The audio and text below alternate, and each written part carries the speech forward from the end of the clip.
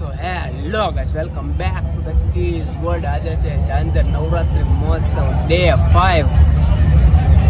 નવી વોચ 10:30 થવા આવ્યા છે, પણ હજી કોઈ આવ્યું નથી. આરતી પણ થઈ ગઈ છે. પાર્થિવ સરને કંઈ કેવું હોય તો જોન સર, તમારે કંઈ કેવું છે? જય અમને એડિટ કર્યું કંઈક બતાવી દો તો. ફોટો જોઈ લો ખાલી.